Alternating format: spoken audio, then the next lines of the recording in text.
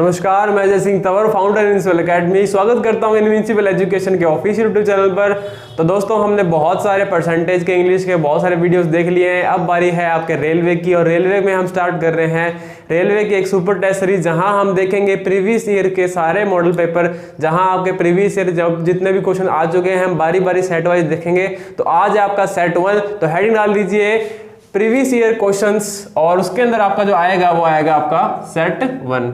जो आपका सेट 1 में जो पहला क्वेश्चन आ रहा है, अब देरी नहीं करेंगे तो पहला क्वेश्चन लगाएंगे स्क्रीन के ऊपर। तो आपके स्क्रीन पे पहला क्वेश्चन आ रहा होगा और कहता है पहला क्वेश्चन कि यदि एक ड्राइवर को 15 सेकंड की चाल से चलता है तो उसके द्वारा 3 घंटे 20 मिनट में तय की दूरी कितनी हो जाएगी। वो कहता है एक ड्राइवर को 15 मीटर प्रति सेकंड की चाल से चलता है, उसके द्वारा 3 घंटे और 20 मिनट में तय की गई कुल दूरी ज्ञात कीजिए।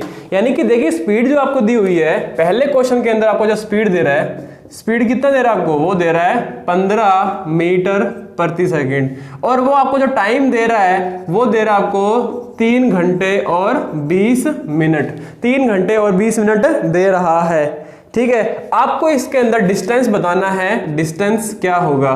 तो आप जानते हैं कि हमने एक फॉर्मूला पढ़ा है, कौन सा, S गुना T is equal to D, यानी कि speed into time is equal to distance formula हमने पढ़ा है। तो स्पीड कितनी है हमारी, इससे पहले स्पीड और टाइम लिखने से पहले एक बात का खास रखना कि अगर यहाँ पे मीटर पर सेकंड में स्पीड है तो यहाँ पर भी आपका क्या होना चाहिए, आपका सेकंड्स में टाइम होना चाहिए। अब ये घंटे और मिनट के अंदर दिया हुआ है, तो आप पहले ऑप्शन चेक कर लीजिए कि ऑप्शंस में आपको क्या दिया हुआ है, किलोमीटर दिया हुआ है। किलोमीटर दिया हुआ है, यानी कि आपको इसको पूरा घंटे में चेंज करना पड़ेगा और इसको भी फिर आपको क्या करना पड़ेगा, किलोमीटर पर आवर के अंदर चेंज करना पड़ेगा। तो चेंज कर लेते हैं, कोई दिक्कत नहीं है। अगर मैं 15 को चेंज करूं किलोमीटर पर आवर के अंदर तो क्या आ जाएगा आपका 18/5। कितना आ जाएगा, 5 एकम 5, 5 दिया 15, और ये कितना आ जाएगा 18 तिया 54, 18 तिया 54 किलोमीटर प्रति घंटा। अब एक बात बता दूं आपको कि जब भी आप मीटर पर सेकंड से किलोमीटर के अंदर जाना चाहते हैं तो आप गुना किससे करेंगे, 18/5 से, ठीक है। ये 18/5 से क्यों गुना करेंगे कि जब हम इस चैप्टर को डिटेल से करेंगे तब वहां सीखेंगे। यहां पर आप सीख रहे हैं कि कोई भी सॉल्यूशन को 3 सेकंड से 5 सेकंड के अंदर कैसे सॉल्व करना है, वो हम यहां सिखा रहे हैं। चलिए देखते हैं। अगर आप बात करूं किलोमीटर से, अगर मैं बात करूं मीटर पर सेकंड की, तो गुना आप किससे करोगे, इसके रिवर्स से किससे करोगे, 5/18 से गुना करोगे। अभी मैंने जो स्पीड मीटर पर सेकंड को चेंज कर लिया है, 54 किलोमीटर पर आवर के अंदर कर लिया है, तो स्पीड में लिख दूंगा यहाँ पे 54 गुना में टाइम कितना है आपका, टाइम आपका 3 घंटे और 20 मिनट है। अब इस 20 मिनट को भी आपको चेंज करना पड़ेगा आवर्स के अंदर। तो आप कैसे चेंज करोगे कि भाई 3 घंटे तो है मेरे पास में, 20 मिनट को चेंज जब करना है घंटों में तो डिवाइड कर दोगे किससे, 60 से। तो ये टाइम कितना बन जाएगा, 2 एकम 2, 2 तिया 6, तो कितना आ जाएगा, ये टाइम बन गया आपका 1 सही 1/3 घंटे। इसको भी सॉल्व करूं तो कितना आएगा, 3 तिया 9 और 1 10, यानी कि 10/3 घंटे। इसको जरा लिख देंगे यहाँ पे 10/3 घंटे, और ये आपका डी आ जाएगा। कितने पे कट जाएगा, 18 पे कट जाएगा, और 18 10 कितना हो जाएगा, 180 किलोमीटर आपका आंसर आ जाएगा, ठीक है। तो ये समझ में आ गया वो क्वेश्चन। अभी बढ़ते हैं नेक्स्ट क्वेश्चन की तरफ। सेकंड क्वेश्चन देखिए आपकी स्क्रीन पर, ये रहा। सेकंड क्वेश्चन आपका जो है सिंप्लीफिकेशन का क्वेश्चन है, जहां पर आप सीखते हैं कुछ थोड़ी बहुत कैलकुलेशंस। अगर आपको कैलकुलेशन सीखनी है तो ऊपर अभी एक आपके ऊपर एक आई ऑप्शन आ रहा होगा, जहां पर आपके सामने कैलकुलेशंस का कुछ हमने पार्ट दिया हुआ है, वहां से देख सकते हैं आप। चलिए अगला क्वेश्चन लिखता हूं मैं, 56 डिवाइड बाय 1/3, 56 डिवाइड बाय 1/3, और फिर ब्रैकेट स्टार्ट हो रहा है 15 + 12 माइनस 15 + 12 माइनस 9, ठीक है, और +6 माइनस 5 +6 माइनस 5 + 7, यही है क्या, +7 यही है जी, ठीक है। और ये आपका दूसरा ब्रैकेट है यहाँ पे। तो आपको मैं बता दूं कि इसको सॉल्व करने का सबसे पहला तरीका क्या होता है, आपको भी ये जानते तो होगे, वी बोर्ड मास तो आपने पढ़ा ही होगा, वी बोर्ड मास, ठीक है। वी बॉड मास के अंदर ये ब्रैकेट है, ऑफ है, डिवाइड है, मल्टीप्लाई है, एडिशन है, सब्सट्रैक्शन है, और ये वी क्या होता है आपका, ये जो बार लगा हुआ आपका, ये आपका वी होता है। ठीक है, तो सबसे पहले आपको इस वी को सॉल्व करना है, यानी कि इस बार को सॉल्व करना है, और बार को सॉल्व करते करते करते बाहर ब्रैकेट में आना है। ठीक है, सबसे पहले कौन सा होता है आपका, ये गोल वाला ब्रैकेट स्टार्ट होगा, उसके बाद फिर आपका ये वाला करली वाला ब्रैकेट सॉल्व होगा, और सॉल्व करने के बाद हम फिर यहाँ पे आएंगे। आप डायरेक्ट यहाँ से स्टेप सॉल्व नहीं कर सकते हो। ठीक है, इसके बाद जब ये सॉल्व हो जाएगा पूरा, उसके बाद हम इसको सॉल्व करना स्टार्ट करेंगे। तो सबसे पहले देखते हैं अभी इसको क्वेश्चन को। तो -5 और +2 कितना बनता है, आप ये जानते हैं, +2 बनेगा। -5 और +7 कितना बनेगा, 2 बनेगा। और 2 को जब मैं इसमें, अब ये प्लस ही है ब्रैकेट के अंदर पूरा, तो ऐड कर दो जस्ट, तो कितना आएगा, 6 और 2 8, 8 और 9 कितना आ जाएगा, 17 आपका आ जाएगा। यानी कि आप ये बोल सकते हो कि इतने का आंसर हमारा कितना आ गया, 17 हमारा आ गया। सॉरी, इतना यानी ये आया हमारा इतने का आंसर, ये आ गया हमारा 17। देखिए -5 + 7 + 2 आ गया, 6 और 2 8 हो गया, और 9 भी इसमें जोड़ देंगे तो 8 और 9 कितना हो गया, 17 आपका ये पूरा ब्रैकेट सॉल्व हो गया। ठीक है, अगर मैं बात करूं 12, अब ये प्लस का 12 है और माइनस का 17 है, क्योंकि आगे ब्रैकेट में क्या है, माइनस का है ना, तो कितना बनेगा, +12 और ये कितना है, -17, तो कितना बनेगा, -5 बनेगा। और -5 जब माइनस होगा 15 में से, तो ये पूरा कितना बनेगा आपका, 10 बन जाएगा। अगर इसको मैं सॉल्व करने की कोशिश करूं तो कितना आएगा, 56 डिवाइड बाय 1/3, और कितना आ जाएगा, ये 10 आ जाएगा। अब ऑप्शन चेक करते हैं, ऑप्शंस में क्या आपका, ये तो पूरा पूरा है, हमने क्या गलती कर दी है, एक बार चेक कर लेते हैं जरा। सॉरी, और यहाँ पे हमने गलती कर दी इसको सॉल्व करने में, वी को सॉल्व करने में हमने थोड़ी सी गलती कर दी है। हमने ये साइन गलत ले लिया, गलत ले लिया, साइन नहीं लेना था हमको। इसको पहले सॉल्व करूं तो कितना आएगा, 12 आएगा। ये सॉरी, यहाँ पे गलती कर दी थी, साइन नहीं लेना था यहाँ पे। 5 और 7 को लेंगे तो कितना आएगा, 12, और क्या आएगा, -12 आएगा। ये 6 बचा है प्लस 9 बचा है। ठीक है, ये सॉल्व करना है, थोड़ी गलती कर दी थी पहले। अब देखिए सॉल्व करते हैं, तो 6 प्लस का है, -12 का है, कितना बचेगा, -6, और -6 बचेगा यहाँ पे, तो कितना आएगा, 9 में से जब 6 बचेगा तो कितना बचेगा, 3 बचेगा। यानी कि इस पूरे ब्रैकेट का आंसर कितना आपके सामने, 3 आ जाता है। अगर अब इस 3 को मैं माइनस करूं, क्योंकि ये माइनस का साइन लग गया आगे, 3 माइनस का है, 12 में से जब 3 जाएंगे तो कितना बचेगा, 9 बच जाएगा। यानी कि यहां तक का हमारा टोटल आंसर कितना है, 9 है। देखिए मैं हर स्टेप को नहीं लिख सकता हूं, क्योंकि देखिए बहुत हमारे पास टाइम की लिमिटेशन होती है, और आपको भी एग्जाम में ऐसे ही करना है कि आप हर स्टेप को ले ही नहीं सकते। इसीलिए क्या है, मैं हो सकता है उतना शॉर्ट करने की कोशिश कर रहा हूं। जिन बच्चों को समझ नहीं आ रहा है तो प्लीज वो परसेंटेज की जो बेसिक लेक्चर की सीरीज है पहले वो देखिए, और भी हम बेसिक लेक्चर की सीरीज लेके आने वाले हैं, तो पहले उनको देखिए। ठीक है, ये वीडियो स्पेशली उनके लिए जो थोड़ा बहुत तैयारी कर चुके हैं। चलिए देखते हैं, अगर आगे मैं बात करूं 9 की, तो 9 को जब मैं ऐड करूं इसमें कितना आएगा, 24 आ जाएगा। यानी कि यहां तक का आंसर हमारा कितना आ जाएगा, 24 आ जाएगा। तो 1/3 कितना आएगा, 24 आ जाएगा। अगर इसको मैं काट दूं तो कितना बच जाएगा, 8 में जाएगा। और इसको सॉल्व कर लिया है। अब ये डिवाइड का साइन है तो आप जानते हैं नीचे आएगा, तो 56/8 कितना होता है हमारा, 7। इसका आंसर आपके सामने आ जाएगा। अभी आपके सामने आ रहा है 3 नंबर क्वेश्चन। 3 नंबर क्वेश्चन ये कहता है, और अलजेब्रा का एक क्वेश्चन दिया हुआ है आपके सामने, क्या कहता है, 3 नंबर क्वेश्चन आपके सामने है और कहता है a - b का होल क्यूब, b - c का होल क्यूब। 3 नंबर क्वेश्चन कहता है आपको a - b का whole cube plus b - c का whole cube plus c - a का होल क्यूब अपॉन में 3a - b, b - c, c - a। ये आपसे सवाल पूछा जा रहा है इसके अंदर, और आपसे आंसर पूछा जा रहा है इसके अंदर कि क्या आपका आंसर होगा। देखिए आप इसके अंदर वैल्यू पुटिंग भी कर सकते हो, वैल्यू पुटिंग से भी इसका आंसर आ जाएगा। पर जब हमारे को देखते हैं कि भाई ऐसा छोटा सा क्वेश्चन आ रहा है, तो हम इसको फॉर्मल तरीके से भी कर लेते हैं, जैसे हम करते आ रहे हैं। आप ये तो जानते होंगे, आप एक चीज ये तो जानते होंगे, मैं यहाँ लिख देता हूँ, छोटी सी चीज है, a³ plus b³ plus c³ is equal to 3abc होता है। कब होता है, इफ कब होता है कि a plus b plus c is equal to 0 हो।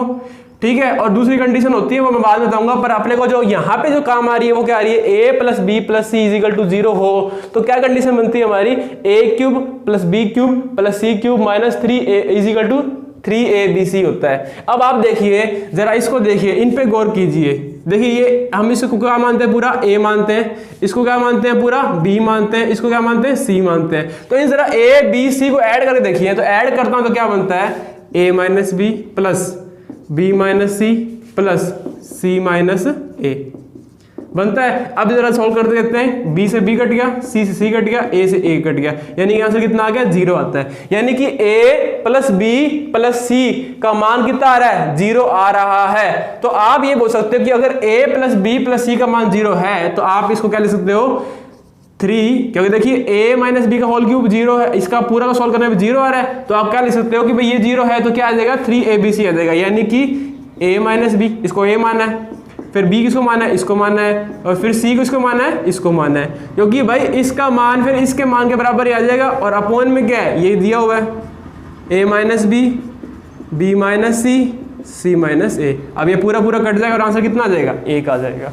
तो आप देख रहे हैं कि इसको अगर हम ट्रेडिशनल मेथड से करेंगे तो भी इसका आंसर आ जाएगा और इसका आंसर वैल्यू पुटिंग से भी आ जाएगा, पर इसको करने से जल्दी आ रहा है। ठीक है, वैल्यू पुटिंग से हो सकता है आप थोड़ा सा कंफ्यूज भी हो जाओ, और दूसरी बात पता है क्या है कि इसमें हो सकता है थोड़ा लॉन्ग भी पड़ जाए, क्योंकि देखिए हमारे पास में इक्वेशन एक है और वेरिएबल्स कितने हमारे पास में 1 2 3 वेरिएबल हैं, तो आप इसके अंदर वैल्यू रख सकते हो पर आंसर थोड़ा लंबा हो सकता है। ठीक है, अगर इसको वैल्यू पुटिंग से करना चाहो, जैसे वैल्यू पुट करना है, तो आप क्या कर सकते हो, भाई इक्वेशन एक है और वेरिएबल 3 है। ठीक है, अगर करना चाहो तो कर सकते हो, इजी पड़ेगा, वैसे तो इतना हार्ड भी नहीं है। तो हम क्या कर देते हैं, b और c को 0 कर देते हैं भाई, b और c को 0 कर दिया, b और c को 0 कर दिया तो ये क्या बचेगा भाई a क्यूब बचेगा, यहाँ पे पूरा 0 हो गया ये, और ये हो गया। ठीक है, अब माइनस का a क्यूब बचेगा यहाँ पे। ठीक है, ये हो गया a क्यूब और ये हो जाएगा माइनस का a क्यूब। अब जरा देखिए इसके अंदर आंसर 0 भी आ जाएगा इसके अंदर, तो यहाँ पे फिर गड़बड़ी हो जाएगी। इसीलिए क्या है, आपको वैल्यू पुटिंग से ना करके फॉर्मल से तरीके से कर लो, क्योंकि यहाँ पे गड़बड़ी हो जाएगी, ये a क्यूब बनेगा और यहाँ माइनस का a क्यूब बनेगा और जाके 0 हो जाएगा ऊपर और फिर कुछ बचेगा नहीं। ठीक है, तो वो गलत हो जाएगा अपना आंसर। तो इसका आंसर कितना आएगा 1, इसका आंसर आ जाएगा। ठीक है, चलिए देखते हैं आगे देखते हैं। हाँ, अगर आपने इसको थोड़ा सा वैल्यू को चेंज करके लिखा तो हो सकता है आपका आंसर आ जाएगा। ठीक है, कोई दिक्कत नहीं, उसमें वैल्यू में आ जाएगा आंसर चेंज करने पर।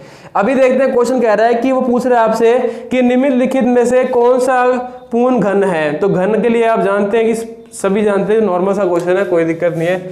9260, 8000, 9000 और क्या बोल रहा है वो बोल रहा है 99।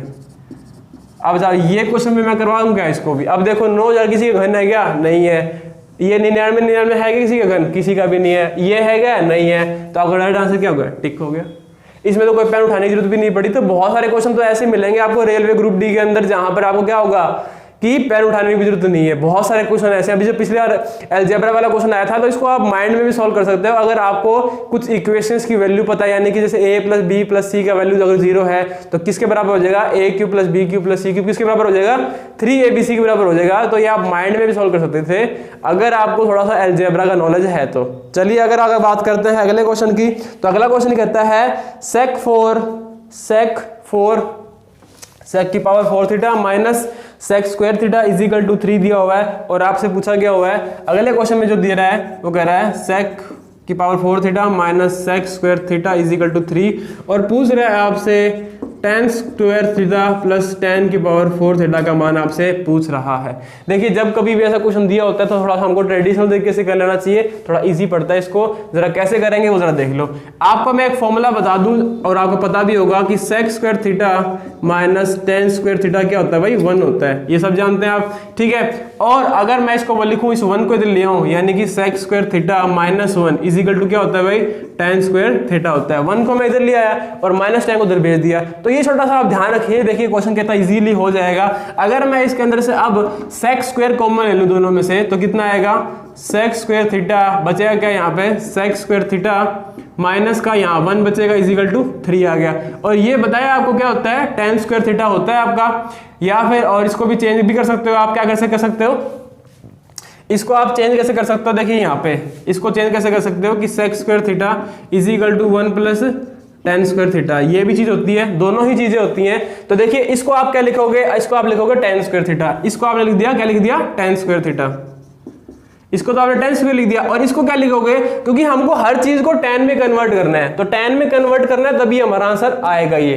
तो इसको तो लिखा हमने, ये लिख दिया, और इसको क्या लिखेंगे 1 + tan स्क्वायर थीटा, तो इसको लिख दिया हमने 1 + tan square theta is equal to 3। इसको सॉल्व करूँ तो कितना आएगा, tan स्क्वायर थीटा गुना होगा इससे, और इसके बाद होगा गुना इससे, तो कितना आएगा tan की पावर 4 थीटा। आंसर कितना आ गया भाई, 3 ही इसका आंसर आ गया। यानी कि आप देख रहे हो इसी को कन्वर्ट करके ये लिखा हुआ है। यानी कि बहुत सारी इक्वेशंस तो ट्रिग्नोमेट्री में ऐसी होती है जो आप बिना देखे ही आप इसका आंसर टिक कर सकते हो। सिर्फ ये एक फॉर्मेलिटी होती है कि आपको नहीं आता तो आपको कन्वर्जन करना पड़ेगा, जबकि कुछ आइडेंटिटीज होती हैं, फिक्स आइडेंटिटीज होती हैं कि जिसका आंसर डायरेक्ट ही कन्वर्ट होकर सेम ही आंसर बनता है। अब ये कौन कौन सी आइडेंटिटी है तो हम इसका जो ट्रिग्नोमेट्री का बेसिक चैप्टर होगा उसमें करेंगे, तो उससे पहले आप इसको देख लीजिए। चलिए देखते हैं अगला क्वेश्चन की तरफ। तो अगला क्वेश्चन आपके सामने कहता है, एक ज्योमेट्री क्वेश्चन आ रहा है, और ज्योमेट्री क्वेश्चन आपको सामने कहता है, एक फिगर दिया हुआ है आपको, और फिगर में दर्शाया हुआ है x को, ठीक है। फिगर में दर्शाया हुआ है कि एक सर्कल है आपका, जहां पर आपको कुछ ऐसा डायग्राम दिया हुआ है, ठीक है, ये मिल रहा है सामने, ठीक है, ये कुछ x दिया हुआ है, ठीक है, और आपसे पूछ रहा है, आपको कह रहा है कि ABCD, ये आपको ABCD दिया हुआ है, ठीक है, और ये x है। यहाँ पर पहला पॉइंट दिया हुआ है, वो कह रहा है आपका जो आपका D है, एंगल D है, ठीक है, वो कितना है 60 डिग्री है। तो इस क्वेश्चन में आपसे ये पूछ रहा है, क्या आप x की वैल्यू सिर्फ एक जो गिवन पॉइंट है उसे बता सकते हो, या आपको दोनों पॉइंट की आवश्यकता पड़ेगी। यानी कि पहला पॉइंट तो ये कहता है आपका, पहला पॉइंट तो ये कहता है कि आपका सर्कल है, पहला पॉइंट तो आपका सर्कल है, और दूसरा पॉइंट आपका ये गिवन एंगल है। तो हमको देखिए फिगर भी चाहिए और दोनों वैल्यू भी चाहिए, तो इन दोनों के बिना हम आंसर को नहीं बता सकते हैं। क्योंकि देखिए आपको एक बता दूं प्रॉपर्टी कि कोई भी सर्कल हो, ठीक है, और उस पर बने, जैसे मैं 2 पॉइंट ले लेता हूं, AB ले लिया मैंने, ठीक है। अब इस पे आप कितने मर्जी एंगल बना दीजिए, ये हमेशा सेम रहेंगे। कहने की बात यह कि आर्क AB पर बने हर एंगल, यानी कि आर्क AB पर पूरे सर्कल पर बने जो सरकमफ्रेंस के ऊपर जो एंगल बनेगा वो हमेशा सेम ही रहेगा। यानी कि अगर ये एंगल अल्फा है तो ये भी अल्फा रहेगा और ये भी अल्फा रहेगा। तो कहने की बात ये कि आर्क AB ये रहा हमारा, और इस पे ये सरकमफ्रेंस पे बना एंगल और ये बना सरकमफ्रेंस पर एंगल, यानी कि ये वाला एंगल भी यही रहेगा। यानी कि ये भी x है और ये भी x है, और यहाँ पे हमको दिया क्या हुआ है, dx क्या दिया हुआ है 60 दिया हुआ है, यानी कि x की वैल्यू कितने हैं 60 डिग्री ही है। क्वेश्चन ऐसे ही पूछ सकता था आपसे, यहाँ पर आपसे पूछ लिया कि पॉइंट 1 और पॉइंट 2 के बिना, यानी कि दोनों चाहिए, दोनों में से एक चाहिए, दोनों में से कोई नहीं चाहिए, तो आपको आंसर बताना है। तो हमको चाहिए दोनों ही पॉइंट चाहिए जिससे हम x की वैल्यू बता पाएंगे। चलिए बढ़ते हैं अगले क्वेश्चन की तरफ। अगला क्वेश्चन जो आपके सामने आ रहा है वो कहता है आपके सामने ट्रिग्नोमेट्री का अगला क्वेश्चन है। ट्रिग्नोमेट्री का कहता है अगला क्वेश्चन, जरा देखिए बोर्ड पर क्या कहता है, साइन ए प्लस साइन बी अपॉन में कहता है साइन ए प्लस साइन बी अपॉन में कोस ए माइनस कोस बी।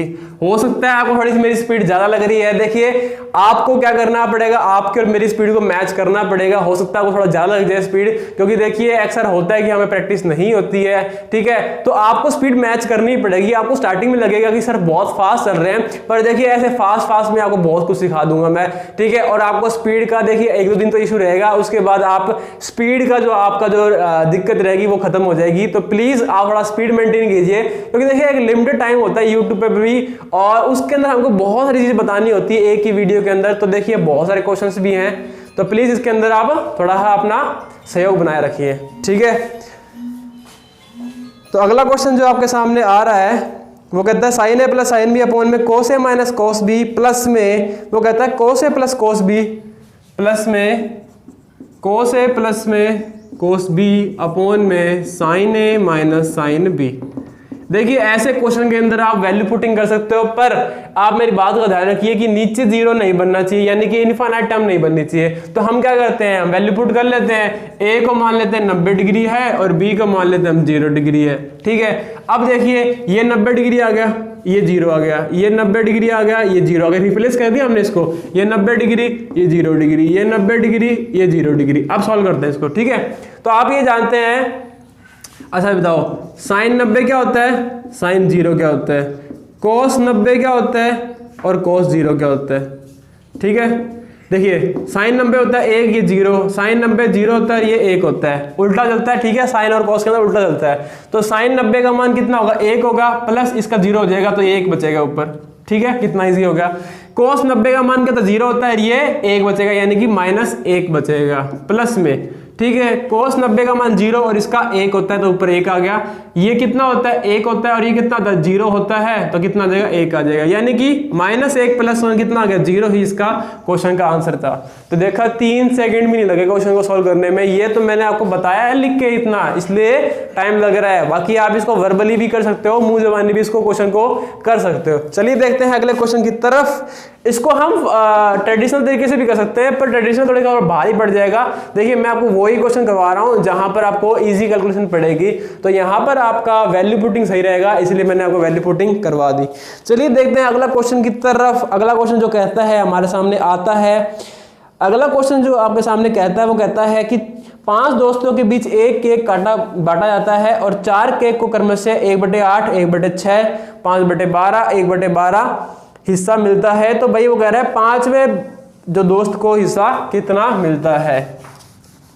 चलिए बात करते हैं इस क्वेश्चन की। तो बहुत इजी क्वेश्चन है, ये भी कोई हार्ड क्वेश्चन नहीं है आपका, ठीक है। अब वो कहता है 5 दोस्त हैं जिसमें से 1/8, 1/6, 1/8, 1/6, 5/12 और 1/12 ये 4 दोस्त से 1, 2, 3, 4 और 5 वो क्या मिलेगा वही हमसे पूछा हुआ है। तो 4 दोस्त हैं, ठीक है, और वैल्यू किस में दी हुई है, फ्रैक्शंस में दी हुई है।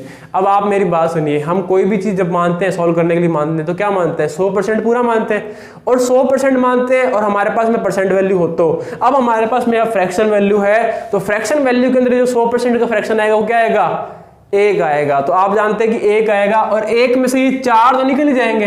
देखिए 100% का फ्रैक्शन वैल्यू क्या होती है, आप जानते हैं 1/1, यानी कि 1 बोल सकते हो, यानी कि ये पूरा 100% है। अब इसका भी आपको हिस्से बांटे हुए हैं, तो आप ये बोल सकते हो कि 1 - 1/8 प्लस 1/6 प्लस 5/12 प्लस 1/12। इसको सॉल्व कर दो और आपका आंसर जो है आएगा वही आपका आंसर आएगा। तो कितना आएगा, 1 माइनस कर दो। अब इसका एलसीएम ले लो, कितना आएगा, 8, 6, 12, 24 का कितना आएगा, 24 आएगा। अगर इसको सॉल्व करूँ तो कितना आएगा, 8 या ये आएगा 3, यहाँ जब मैं सॉल्व करूँ तो कितना आएगा, 4 आएगा। ये जाएगा 2 पे, जाएगा 10 आएगा, ये जाएगा 2 पे और ये आ जाएगा 2। तो 3 और 4 कितना होता है, 7 और 7 और 2 9, 9 और 10 कितना होता है, 19, 19/24 इसका आंसर आ जाएगा। ठीक है, जब इसको सॉल्व करूँगा तो कितना आएगा मेरा आंसर, कितना आएगा, 5/24। और 5/24 भाई 5 दोस्त को मिलेगा, यही आपका आंसर था। चलिए बढ़ते हैं अगले क्वेश्चन की तरफ। अगला क्वेश्चन जो कहता है आपके सामने आ रहा है, वो आपके सामने आ रहा है ट्रेन और डिस्टेंस का चैप्टर का है क्वेश्चन। अगला कहता है विपरीत दिशाओं से आ रही 2 ट्रेन 152.5 और 157.5 किलोमीटर लंबी जो 2 गाड़ियां हैं वो 9.3 सेकंड में एक दूसरे को पार कर लेती हैं। दोनों गाड़ियों की संयोजित प्रति घंटा स्पीड कितनी होगी। तो दोनों की स्पीड पूछ रहा है, ठीक है, कितना होगा जरा वो देख लेते हैं। टाइम डिस्टेंस का चैप्टर का क्वेश्चन है और बहुत ईजी क्वेश्चन है। ठीक है दोस्तों, चलिए करते हैं अगला क्वेश्चन। क्या कहता है, 2 ट्रेन है, दोनों की स्पीड कितनी लिख देता हूं मैं, स्पीड है क्या, डिस्टेंस दिया हुआ है भाई। ट्रेन 1 की जो लंबाई है वो तो 153.5 है क्या, 152.5, 157.5, 152.5 और ट्रेन 2 की लंबाई जो है 157.5। और जो दोनों का टाइम जो दिया हुआ है, हमको टाइम दिया हुआ है पार करने का, कितना दिया हुआ है, 9.3 सेकंड का दिया हुआ है। ठीक है, अब देखिए ये मीटर में, ये मीटर में और ये सेकंड में। आप जानते हैं फॉर्मूला क्या लगेगा, S गुना T = D। STD से हम याद करते हैं, STD, ठीक है, STD PCO। तो आप क्या करेंगे, T1 T2 और ये है टाइम। आपको बताया था रिलेटिव स्पीड के अंदर जब 2 ट्रेन आमने सामने से आ रही है तो स्पीड क्या होती है भाई, इंक्रीज हो जाती है। यानी कि S1 S2 पूछा हुआ आपसे, S1 और S2 को संयोजित पूछा हुआ है, तो आपसे स्पीड क्या पूछेगी, S1 और S2 आएगी लगातार में, S1 गुना S2 आपकी स्पीड होगी, क्योंकि दोनों आ रही है आमने सामने से विपरीत दिशा में। टाइम कितना लग रहा है, 9.3 सेकंड का टाइम लग रहा है। डिस्टेंस कितना होगा, इन दोनों को जोड़ देते हैं, क्योंकि डिस्टेंस जो होता है वो T1 + T2 जुड़ जाता है रिलेटिव स्पीड के कंसेप्ट के अंदर। तो दोनों को जोड़ूंगा तो कितना आएगा, 150, 150, 300 और ये आएगा 10, तो आएगा आपका 310। अगर इसको सॉल्व करने की कोशिश करूं, आपसे पूछ क्या रहा है इसके अंदर, पूछ में आपसे रहा है कि किलोमीटर में, ठीक है, प्रति घंटा किलोमीटर कितनी स्पीड होगी, यानी कि आपको जो भी आंसर आएगा उसको आपको किलोमीटर पर आवर में चेंज करना पड़ेगा। तो कोई बात नहीं, S1 गुना S2 कितना इजिकल टू कितना आएगा 310/9.3। इसको जब सॉल्व करूँगा तो कितना आएगा, एक आपका 0 और आ जाएगा यहाँ पे। और इसको सॉल्व करना है किसमें, ये मीटर पर सेकंड में स्पीड आएगी, इसको चेंज करना है किसमें, किलोमीटर पर आर में। तो ये कर दिया आपने, इसको काट दो आप, कितने पे जाएगा 3 पे कट जाएगा ये, तो ये जाएगा 3100 को 31 पे काट दिया 100 पे, और ये चल जाएगा 3 पे, ये कट जाएगा 6 पे, कितना आ जाएगा भैया आपका आंसर, ये कट जाएगा आपका 20 पे, और 20 × 6 कितना होता है 120 किलोमीटर प्रति घंटा भाई स्पीड आ गई। ये आपका आंसर था इस क्वेश्चन का, जो कि बहुत आसान था। ठीक है, चलिए अगला क्वेश्चन देखते हैं। अगला क्वेश्चन आपके सामने जो आ रहा है स्क्रीन पर, वो भी एक ट्रिग्नोमेट्री क्वेश्चन है। देखिए आपने एडवांस वाले क्वेश्चन बहुत सारे हैं, तो आप रेलवे के अंदर एडवांस को नहीं छोड़ सकते हो। ठीक है, आपको एडवांस का चैप्टर करना पड़ेगा। ठीक है, एडवांस के जो ट्रिग्नोमेट्री जो आपके हैं एरिया वाले चैप्टर, वो सारे करने पड़ेंगे। तो क्वेश्चन आपको कहता है cos स्क्वायर 5 + 1 cosec स्क्वायर 5। बहुत आसान क्वेश्चन है, कोई बड़े क्वेश्चन नहीं है, बहुत आसान क्वेश्चन है। ऐसा नहीं है कि भाई सब कुछ ट्रिग्नोमेट्री डाल दिया यहाँ पर और आपको समझ में नहीं आ रहा करना कैसे है। ठीक है, ऐसे ऐसे क्वेश्चन है चुटकी मार के सॉल्व हो रहे हैं, जैसे कि थंबनेल में डाला हुआ है हमने। ठीक है, तो चुटकी मार के सॉल्व करवा देंगे, ऐसे 3 सेकंड में लगेंगे। कह रहा हूँ cos square 5 + 1 cosec square 5 + 17 = x, और x स्क्वायर का मान पूछा रहा है। अरे कितना भोंदू बना रहे एग्जाम के अंदर, देखिए जरा cos स्क्वायर 5, ठीक है, प्लस में इसको जब लिखूंगा तो आप जानते हैं कि साइन क्या होता है भाई 1 कोसेक होता है ना, कोसेक थीटा साइन थीटा ऐसे होता है। इसका रिवर्स कर देंगे तो क्या आ जाएगा 1 साइन आ जाएगा यहाँ पे। तो इसको जब मैं रिवर्स करके लिखूंगा तो कितना आ जाएगा साइन स्क्वायर 5। और आप ये जानते हैं कि ये कितना होता है 1 होता है, और 1 + 17 कितना होता है 18, यानी कि x की वैल्यू 18 आ गई। और स्क्वायरिंग तो पूछ रहे हैं भाई, स्क्वायरिंग कर दो, x स्क्वायर = 324। ये आपका आंसर है। बताओ कितना भोंदू बना रहे हैं। अरे एक लाइन का आंसर था ये तो सिर्फ देखिए, सिर्फ सोचने वाली बातें हैं, 1 मिनट में कर सकते हो आप। ठीक है, 1 मिनट में बहुत ज्यादा बोल दिया, 3 सेकंड में कर सकते हो।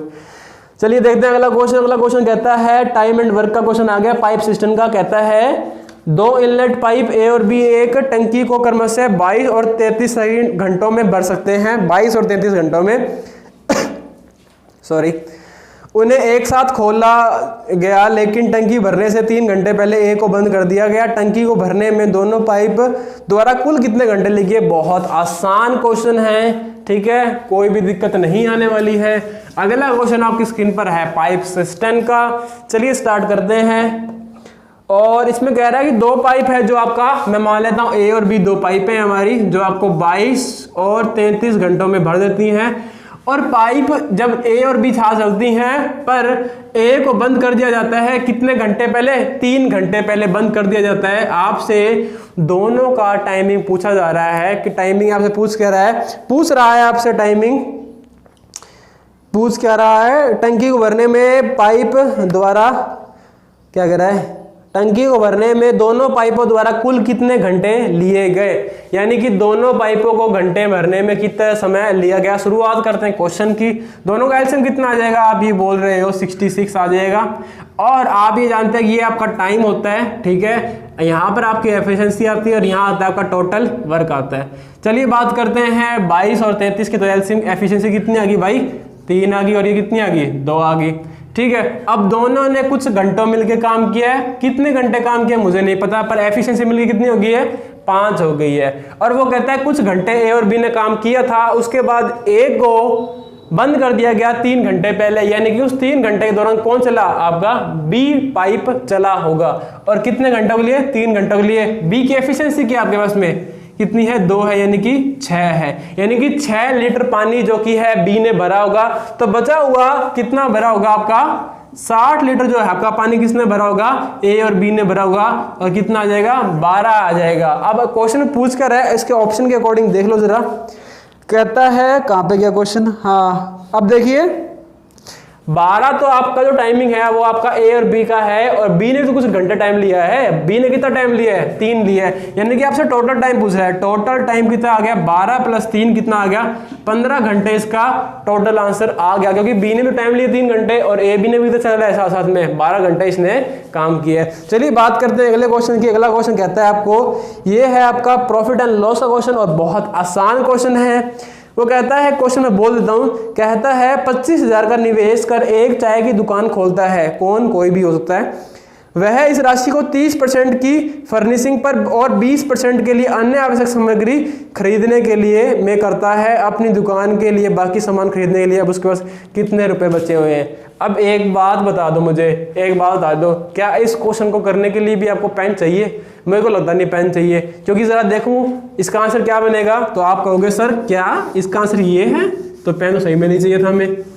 वो ये कहता है कि उसके भाई 25,000 टोटल उसके पास में संख्या है, ठीक है ना, 25,000 संख्या है। 30% वो एक जगह खर्च करता है और 20% एक जगह खर्च करता है, और बाकी बची कितनी है वो आपसे पूछ रहा है। मैं कहता हूं अलग अलग निकालने की बजाय 30% इसका 20% निकालने की बजाय मैं क्या कह रहा हूं कंबाइंड निकाल दो इसका। कितना? 50%। भाई 50% इसने खर्च कर दिया, खर्च दिया, और बचा कितना? कितना बचा? 50% बचा। तो इसका 50% कितना होता है? 12,500। यही आपका आंसर है। बताओ अब क्या, अब मुझे ये बता दो कि इसमें क्या जरूरत पड़ रही है पेन निकालने की? पेन खोलने की जरूरत पड़ रही है? नहीं पड़ रही है। तो रेलवे आपको कभी कभार क्या भोंदू बना देता है, ऐसे ऐसे क्वेश्चन डाल देता है। अब कई बच्चे क्या करेंगे 30% अलग निकालेंगे, 20 अलग निकालेंगे और फिर दोनों को जोड़ेंगे। यानी कि अगर मैं इसका 30% निकालूंगा यानी 7500 अलग निकालेंगे और इसका 5,000 अलग निकालेंगे, तो 7500 और 5,000 कितना हो गया आपका? 12,500 हो गया। तो वो गलत है ये तरीका, ठीक है। आएगा वो 12,500 ही, पर मैं कह रहा हूँ डायरेक्टली 50% निकाल दो इसका, तो आंसर कितना आ जाएगा? 12,500 आपका इसका आंसर आ जाएगा। अगला क्वेश्चन देखो जरा, ठीक है। अगला क्वेश्चन वो कहता है एक पेन को 144 में बेचने पर अनुराग को क्रय मूल्य पर 1/7 की हानि होती है। यदि पेन 189 में बेचा जाता तो लाभ प्रतिशत बताइए। वो कहता है, वो ये कहता है आपको सामने कहता है क्वेश्चन को कि अगर 144 में बेच दूं इसको, अगर इसको मैं 144 में सेल कर दूं, यानी कि एसपी कितना दर है 144, ठीक है, तो उसको भाई क्रय मूल्य पर कितनी होती है? 1/7 की हानि हो रही होती है उसको, 1/7 की हानि होती है, 1/7 की, यानी कि क्रय मूल्य पर, यानी कि क्रय मूल्य यानी कि आपका सीपी, यानी कि आपका सीपी पर 1/7 की हानि हो रही है। यानी कि अगर कोई वस्तु 7 रुपए की है तो उसको वह 1 रुपए का लॉस हो रहा है और वो बेच कितने रखा है? 6 रुपए की बेच रहा है। यानी कि अगर आप ये बोलते हो कि इसका ये आपका सीपी है और ये आपका लॉस है,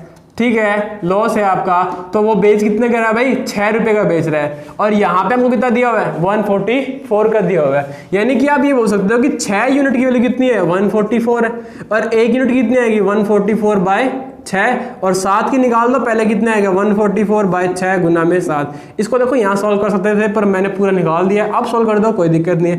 6 कम 6 दूनी 12, 2 बचेगा, ये जाएगा 24, और 24 साथ कितना होता है? 168 होता है।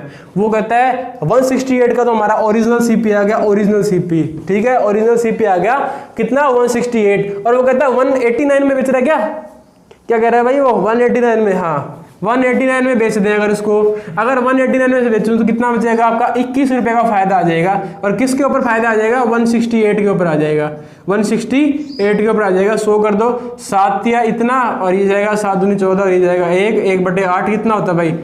कितना होता है 1/8? 12.5% होता है। 12.5% का कितना होगा? फायदा हो गया। देखा आपने कितना आसान है ये क्वेश्चन। तो बी ऑप्शन इसका आंसर आ जाएगा आपका। चलिए बढ़ते हैं अगले क्वेश्चन की तरफ। अगला क्वेश्चन कहता है आपके सामने आ रहा है, कह रहा है एक क्वेश्चन है आपका नंबर सिस्टम का, और नंबर सिस्टम का क्वेश्चन क्या कहता है? बहुत आसान क्वेश्चन था ये तो, ठीक है, कोई शक नहीं है इसमें। तो नंबर सिस्टम का क्वेश्चन कहता है आपके सामने, वो कहता है 9/16 और 13/24 में से कौन सा बड़ा होगा? ऑप्शन मैं लिख देता हूँ आपके सामने, ट्राई कीजिए इसको एक बार आप खुद से। 9/16 सॉरी 9/16 और 13/24। बी ऑप्शन जो आपके सामने है वो कितना कहता है आपको? 9/16 13/24 के बराबर होगा। क्या लगता है क्या बराबर होगा? मेरे को लग नहीं रहा। चलिए बताइए क्या होगा आपका आंसर, जो होगा कमेंट बॉक्स में आना चाहिए मेरे पास में, ठीक है। चलिए बताइए फटाफट से, 9/16 बड़ा होगा किससे?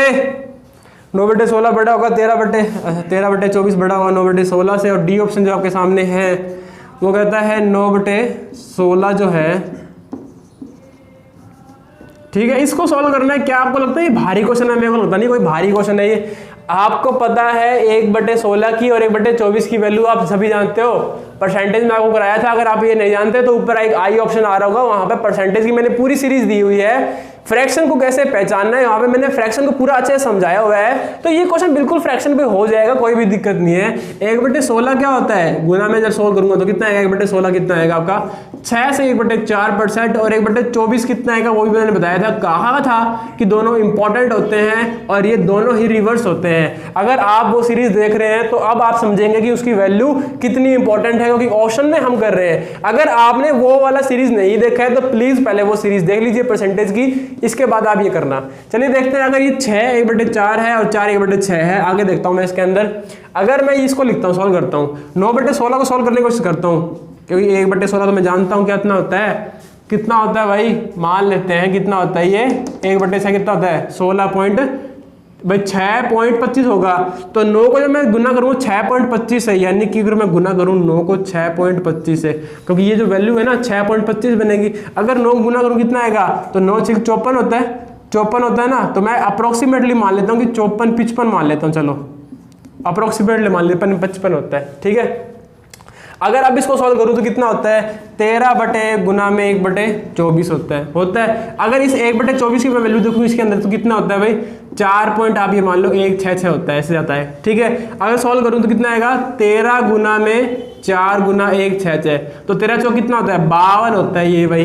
मतलब कि अप्रोक्सीमेटली 52-53 आएगा, जो कि इससे तो छोटा ही होगा। किससे छोटा होगा? इससे तो छोटा होगा। यानी कि ये ऑप्शन गलत है, ये ऑप्शन गलत है, ये ऑप्शन गलत है भाई। क्या आंसर है इसका? ए ऑप्शन है। यानी कि आप इसको मुंह जुबानी नहीं बता सकते थे अगर आपको इसका परसेंट वैल्यू पता है। ये मैंने परसेंट वैल्यू पे सॉल्व किया, इसका आंसर इसका ऐसा नहीं आएगा, आएगा दूसरी तरीके से, पर मैंने इसका अप्रोक्सीमेट लेके इसका आंसर सॉल्व किया है। चलिए बढ़ते हैं अगले क्वेश्चन की तरफ। अगर वीडियो पसंद आ रही है तो लाइक करना मत भूलिए दोस्तों, ठीक है। अगला क्वेश्चन जो आपके सामने आ रहा है, 1 मिनट, अगला क्वेश्चन जो आपके सामने आ रहा है वो एक क्वेश्चन है किसका? कोऑर्डिनेट ज्योमेट्री का है, वो मैं बाद में कराऊंगा आपको, ठीक है। अगला क्वेश्चन आपका एलसीएम एचसीएफ का है। एलसीएम एचसीएफ क्वेश्चन देख लो जरा। एलसीएम एचसीएफ क्वेश्चन है। अगर स्पीड यार थोड़ा ज़्यादा लग रहा है तो कोई बात नहीं, मैनेज कर लेना। तो स्पीड तो यही रहेगी, स्पीड मैं चेंज नहीं करूंगा, ठीक है। 2/3 आपको स्पीड ज़्यादा लग रही है पर मैं तो ये रखूंगा, आप थोड़ा मैनेज कर लेना इसको, ठीक है। 8/9, 2/3 8/9, 10/27। और वीडियो पसंद आ रही है तो लाइक कर दो और सब्सक्राइब कर दो, नहीं किया तो सब्सक्राइब कर दो पहले, ठीक है। 2/3 8/9, 10/27 और 32/81। क्योंकि मैं जो पढ़ा रहा हूँ ना आपको, मुझे मैं पढ़ा रहा हूँ आपको, मैं ऑनलाइन की तरह नहीं पढ़ा रहा, मैं पढ़ा रहा हूँ ऑफलाइन। कि भाई मेरे सामने एक कैमरा बैठा है और मेरे बच्चे को मैंने पढ़ाना है यहाँ पे, ठीक है। तो मैं पढ़ा रहा हूँ ऑफलाइन की तरीके से। 2/3 8/9, 10/27, 32/81। गलती भी हो सकती है, पहले मैं बता दूंगा आपको बात, ठीक है। आगे देखते हैं वीडियो के अंदर। वो कहते हैं एचसीएफ बता दो इसका। तो एचसीएफ क्या होगा इसका? एचसीएफ बता दो जरा इसका। एचसीएफ बताया था आपको, अगर नहीं बताया तो मैं बता देता हूँ अभी सर। अगर कभी भी आपको फ्रैक्शन दी हुई है और आपको एचसीएफ निकालना है तो आप क्या कीजिए, ऊपर वालों का एचसीएफ निकाल दो और नीचे वालों का एलसीएम निकाल दो। अगर मैं बात करूं एचसीएफ की तो ऊपर वालों का एचसीएफ निकाल दिया और नीचे वालों का निकाल दो आप एलसीएम। वहीं अगर आपको दिया हुआ एलसीएम निकालने के लिए फ्रैक्शन के अंदर तो ऊपर का निकाल दो एलसीएम और ऊपर नीचे वालों का निकाल दो एचसीएफ। बस इतना सा काम करना है। यानी कि ऊपर वालों का निकालना है अपने को एचसीएफ, तो इसका एचसीएफ कितना आ जाएगा भाई? 2 से बड़ी तो कोई संख्या आ नहीं सकती ना। यहाँ पे देखिए 5 आएगा, यहाँ पे ये कैसे लिख सकते हैं? 5 2 है इसमें कितने हैं? 3 है, इसमें 1 की 2 है, इसमें कितने हैं? 2 के बाद 5 है। तो हमारी सबसे छोटी वैल्यू आएगी जो सब में कॉमन आएगी। तो आंसर कितना आएगा? ऊपर आएगा 2। अगर मैं नीचे एलसीएम लेने की बात करूं तो क्या आएगा? हमारा आंसर आएगा 81। एलसीएम ले लेना, आंसर आ जाएगा कितना आएगा? 2/81। मुंह जबानी कर सकते हो इस क्वेश्चन को आप, 2/81। बी ऑप्शन इसका आंसर आएगा। चलिए बढ़ते हैं अगले क्वेश्चन की तरफ जो कि आपका है नंबर सिस्टम का, और कहता है x4461 को 11 से डिवाइड करना है। x4461 को डिवाइड करना है किससे करना है डिवाइड भैया? x4461 को डिवाइड करना है, 11 से डिवाइड करना है। और x की वैल्यू पूछ रहे हैं आपसे, एक्स का वैल्यू बता दो क्या आएगा। आप सभी जानते हैं कि जब अल्टरनेट्स को जब ऐड करते हैं तो वो वैल्यू क्या बननी चाहिए, इक्वल बननी चाहिए। यानी कि अब देखिए x + 4 + 1 इजिकल टू क्या बनेगा, 10 बन जाएगा। 4 + 6 ये लिख देता हूँ पूरा, लो सही है अब तो, ठीक है अब तो कन्फ्यूजन नहीं होगी। तो कितना होगा, ये 5 आएगा, ये कितना आएगा 10 आ जाएगा, इधर कर दो कितना आएगा 5, लो 5 आ गया इसका आंसर। नहीं है, अरे ये अगर चैप्टर नहीं किया होगा ना तो अपने करेंगे आगे, उसमें करवा दूंगा आपको मैं, ठीक है। आगे देखते हैं क्वेश्चन का आंसर। अगला क्वेश्चन आपकी स्क्रीन पर आ रहा है, पाई चार्ट का क्वेश्चन है। अरे पाई चार्ट वाले मैं बाद में करवा दूंगा आपको, ठीक है। पाई चार्ट वालों को मैं अलग से चैप्टर बना दूंगा आपके लिए, ठीक है, अभी नहीं करवा रहा हूँ मैं। पाई चार्ट का मैं अलग से बना दूंगा, इसमें डायग्राम बनानी पड़ेगी मेरे को, ठीक है। पाई चार्ट का मैं बाद में कराऊंगा। अभी देख लो आप CAS क्वेश्चन देख लो, पाई चार्ट का क्वेश्चन है। पाई चार्ट वाला क्या आपके लिए अलग चैप्टर बना देंगे, अलग चैप्टर बना के उसमें करवा देंगे आपको, ठीक है। आगे क्वेश्चन देखो, चक्रवृद्धि ब्याज का है, कह रहा है 1,60,000 की एक धनराशि है। अगला क्वेश्चन देख लो आपकी स्क्रीन पर, 1,60,000 की धनराशि है, 2 वर्ष के लिए 10% चक्रवृद्धि ब्याज पर। भाई ब्याज की गणना अर्धवार्षिक रूप से बतानी है तो क्या होगा, ठीक है। अर्धवार्षिक में क्या होता है भाई, रेट आधी हो जाती है, टाइम दूना हो जाता है, ठीक है। 10% दी हुई है, 2 वर्ष का टाइम दिया हुआ है, और जो प्रिंसिपल दिया हुआ कितना दिया हुआ है, 1,60,000। इसको मुंह जबानी से कर देंगे, ठीक है, करने की जरूरत नहीं पड़ेगी आपको कुछ भी। अगर इसको सॉल्व करने की कोशिश करूं, 2 वर्ष को 10% का रेट है, तो अब आपको चक्रवृद्धि ब्याज निकालना किस पे है, हाफ ईयरली पर। तो हाफ ईयरली में क्या रेट क्या हो जाएगी, आधी हो जाएगी, और इसका क्या हो जाएगा 4 वर्ष हो जाएगा। अब भारी दे दियो थोड़ा क्वेश्चन, थोड़ा आप देखो थोड़ा सा क्वेश्चन तो कभी कभार ऐसे ऊपर नीचे भी देंगे, कोई दिक्कत नहीं, पर कर देंगे सॉल्व इसको। 1,60,000 रुपये इसको सॉल्व करना है, और ऑप्शन दिए हुए हैं आपको, मैं ऑप्शन लिख देता हूँ साथ साथ में, क्योंकि ऑप्शन से थोड़ा ईजी पड़ जाएगा। 34,400 और 30,000 है आपका ऑप्शन, और आपका ऑप्शन दिया हुआ है आपको 34,481, 34,480, 34,481, 34,480। देखिए ऑप्शन भी जो थोड़े से क्या है आपके पास दे रखे हैं बहुत, तो एग्जामिनर ने 1-2 क्वेश्चन थोड़ा सा डालेगा ही, जो ऊपर नीचे कर दें, इसको थोड़ा सा अटका दें बच्चे को, कोई बात नहीं, सॉल्व कर देंगे इसको, ठीक है। चलिए सॉल्व करते हैं, इस क्वेश्चन को सॉल्व करने की कोशिश करते हैं। अब देखिए 5% और 4% की जो आपकी रेट आ गई है, थोड़ा सा भारी पड़ जाएगा, कोई दिक्कत, सॉल्व कर देंगे। पर हम 3% की जानते हैं रेट को, क्या जानते हैं 5% की इफेक्टिव रेट जानते हैं, 3 साल की है ना, 3 साल की इफेक्टिव रेट जानते हैं, कितनी होती है भाई 15.7625 तो होती है। अब जानते हैं कि अगर इफेक्टिव रेट का फॉर्मूला क्या होता है, A + B प्लस में AB/100 होता है। इस तरह सॉल्व कर लेंगे इसमें। तो A कितना मान लिया, ये मान लो 15.7625 प्लस B कितना आ गया 5 ही आ जाएगा आपका, प्लस में कितना आ जाएगा 15.7625 गुना में 5 बटे में 100।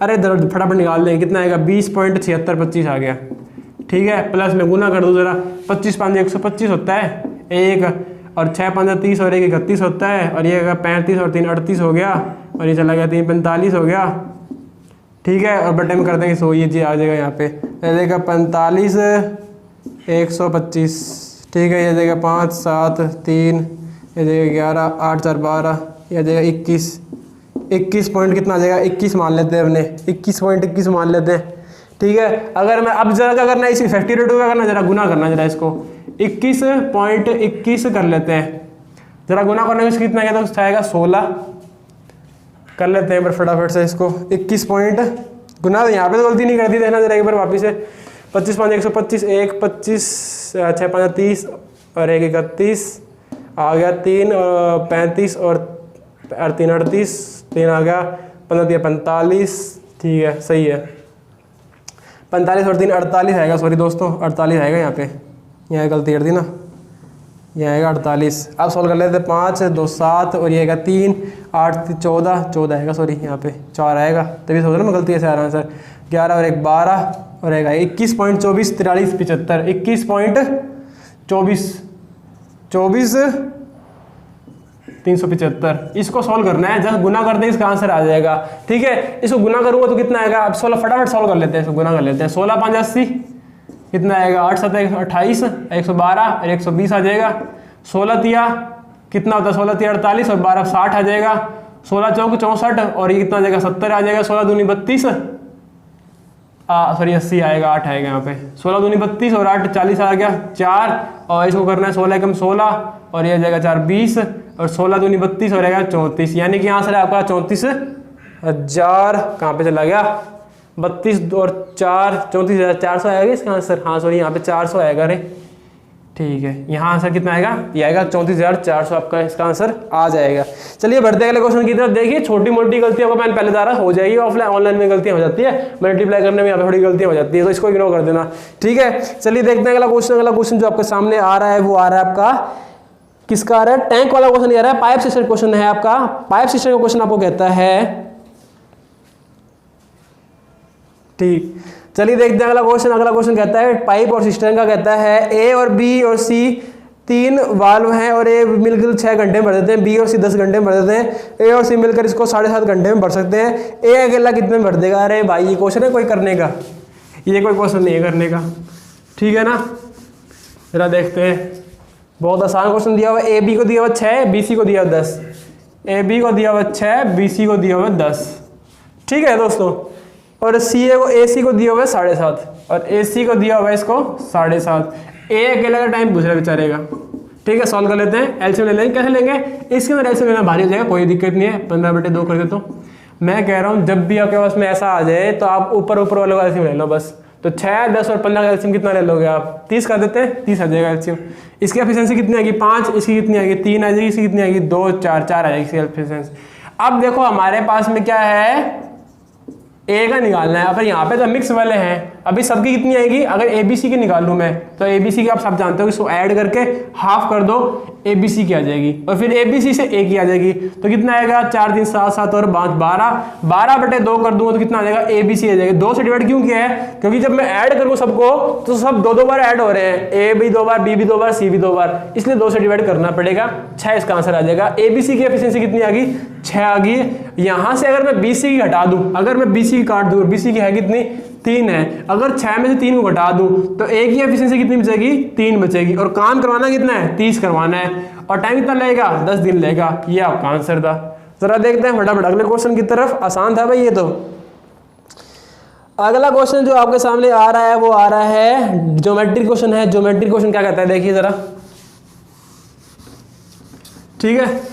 ज्योमेट्री क्वेश्चन देखते हैं। ज्योमेट्री क्वेश्चन कहता है आपका, कहता है फिगर दिया हुआ आपको, ठीक है, और आपको ये टेंजेंट बना के दिया हुआ है, टेंजेंट बना के दिया हुआ है, ये टेंजेंट बना दिया इसने, ठीक है। और ये इसने फिगर बना दिया यहाँ पर ऐसे कुछ, ये फिगर बना के दिया उसने, और इसका नाम भी दिया हुआ है डी सी ई, ये है डी, ये सी है, ये पॉइंट और ई है, और ये फिगर दिया हुआ उसने ए और बी का, ये दिया हुआ ए और बी का।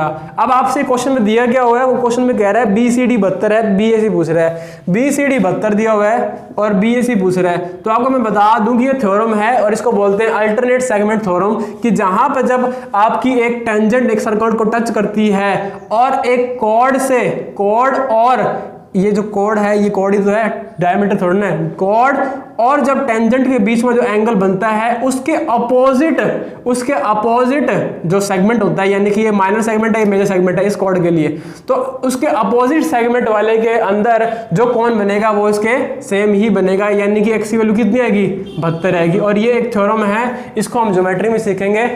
तो वीडियो लाइक करना मत भूलना। देखिए कितने आसान से आंसर आपको रेलवे में दिए हुए हैं। चलिए देखते हैं आज का लास्ट क्वेश्चन। और लास्ट क्वेश्चन क्या कहते हैं आपका, 720 को डिवाइड करते हैं, नहीं ये क्वेश्चन तो अलग है। देखिए क्वेश्चन है आपका अर्थमेटिक प्रोग्रेशन का है, और अर्थमेटिक प्रोग्रेशन के जो क्वेश्चन जो भी हैं, जितने भी हैं, इसके लिए हम अलग सा टॉपिक बनाएंगे यूट्यूब के ऊपर, जैसे कि लॉग हो गया आपका और अर्थमेटिक प्रोग्रेशन हो गया आपका, और बहुत सारे टॉपिक्स हैं जो यूनिक हैं, और जैसे स्टैट्स हो गया आपका। इसको क्या मैं पूरा डिटेल से करवाने वाला हूँ, क्योंकि मैं अब यहाँ नहीं करवा रहा हूँ इस क्वेश्चन को, तो मैं इसको क्वेश्चन को पूरा डिटेल में करवाऊंगा वहीं पर। चलिए दोस्तों, ये तो था हमारा आज का सेट 1 था। अगर वीडियो पसंद आ रही है तो देखिए लाइक करना और सब्सक्राइब करना मत भूलना। बहुत मेहनत लग रही है, आपको दिखाया 3-3 सेकंड में सोल्यूशन करवाए हैं, 3-3 सेकंड से बहुत छोटे करवाए क्वेश्चन आपको, ठीक है। अब वीडियो पसंद आ रही है तो लाइक कर दीजिए। चलिए मिलते हैं अगले सेट के अंदर, सेट 1 था, सेट 2 मिलेंगे। जय हिंद, जय भारत।